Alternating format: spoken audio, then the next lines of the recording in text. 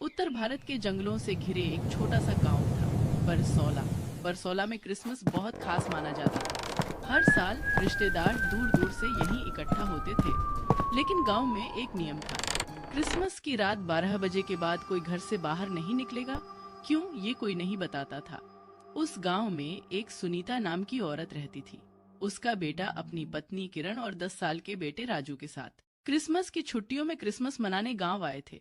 उनके घर में अलग अलग जगह से सभी रिश्तेदार इकट्ठा हुए थे। देखते ही देखते क्रिसमस का दिन आ गया। उसे दिन सभी बहुत खुश थे। सभी अपनी अपनी तरीके से घर को सजा रहे थे। सुरेश बेटा, शाम के 7 बज रहे हैं, तुम सभी रिश्तेदारों को बोल दो कि वह अपनी अपनी तैयारी कर ले। सुरेश बेटा, मैं सोच रही हूँ इस साल हम केक जल्दी काट लेंगे और क्रिसमस की पार्टी भी 11 बजे तक मना लेंगे, क्योंकि हमें केक काटते बहुत रात हो जाती है। वैसे भी क्रिसमस की पार्टी 12 बजे के बाद ही मानते हैं। आप हमें 12 बजे केक काटने के लिए क्यों मना करती हो? हम आज 12 बजे पार्टी बनाएंगे और केक भी काटेंगे। बेटा, पता नहीं क्यों मुझे क्रिसमस की पार्टी मनाते समय डर लगता है। सालों बाद हुई घटना मुझे याद आ जाती है। कुछ नहीं होगा माँ, आप टेंशन मत लो। और हमारे रिश्तेदार गांव वाले हमारे साथ हैं। चलो केक काटने की तैयारी करें। सभी एक जगह पर इकट्ठा हो जाती है। घर हंसी मजाक से भरा था। केक कट रहा था, मोमबत्तियां जल रही थी। सभी क्रिसमस की पार्टी मना रहे थे, लेकिन सुनीता की नजर बार बार घड़ी की तरफ जा रही थी। गांव के सभी बुजुर्ग आपस में फुसफुस कर बातें कर रहे थे। यह सब देखकर सुरेश को बड़ा अजीब लगता है।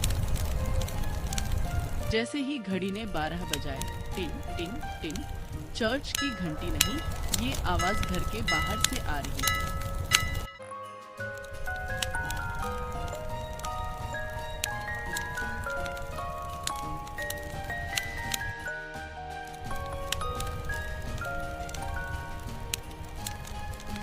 Ho, ho, ho! Merry Christmas! Ho, ho, ho! Merry Christmas! आवाज सुनकर सुनीता ने खिड़की से बाहर जाकर देखा तो उसके पैरों तले जमीन खिसक गई। सुनीता उसे देखकर बहुत डर गई। उसने डर से कांपते हुए गुस्से में सबसे बोला, आ गया वो। मुझे इसी बात का डर था। मैंने तुम लोगों को मना किया था, लेकिन तुम लोगों ने मेरी बात नहीं मानी। अब हम क्या करेंगे? मेरी तो कुछ समझ में नहीं आ रहा है। अब हम सबका क्या हाल होगा, ये किसी कोफ्ता नहीं है।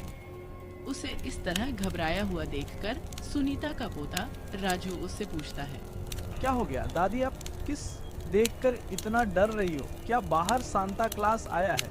उसकी बातें सुनकर सुनीता अपने पोते से कहती है, हाँ मेरे बच्चे, बाहर सेंट आया है, लेकिन वो बच्चों को गिफ्ट नहीं देता, बल्कि वह लोगों के खून चूसता है।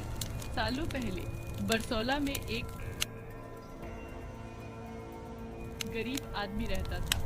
ना तो क्रिसमस की रात वो बच्चों के लिए सांता बनता था, लेकिन एक साल गांव वालों ने उसे चोरी के झूठे इल्जाम में ठंड में बांध दिया। उसके अपने रिश्तेदारों ने भी उसकी मदद नहीं की। रात भर बर्फ में तड़पता रहा और सुबह मर चुका था। मरते वक्त उसने बस इतना कहा, हर क्रिसमस मैं अपने ही लोगों को अपने साथ ले जाऊंगा। सुनीता इतना बोल ही रही थी कि डॉट दरवाजे पर वह भूतिया शांता आकर खड़ा हो गया। सब परेशान खड़े रहे। उसने चारों तरफ नजर घुमाई, फिर उसकी नजर भोली पर पड़ती है। भोली उसके मौसी की बेटी थी। भोली, आज तो मेरे साथ चलेगी। मैं तुझे ही लेने आया हूँ। मैंने तुझे भी आवाज लगाया था, तूने भी मेरी मदद नहीं की। अब तू मेरे साथ चलेगी मेरी भूतिया दुनिया में। अब तू मेरे साथ चलेगी मेरी भूतिया दुनिया में। वहीं पर हम क्रिसमस की पार्टी मनाएंगे। सभी खड़े खड़े देखते रह गए। भूतिया शांता भोली को घसीटते हुए लेकर चला गया। यह दृश्य देखकर सबके होश उड़ गए। मैंने तुम सबको मना किया था कि क्रिसमस की पार्टी मत करो, लेकिन तुम लोग मेरी बात कहाँ सुनते हो।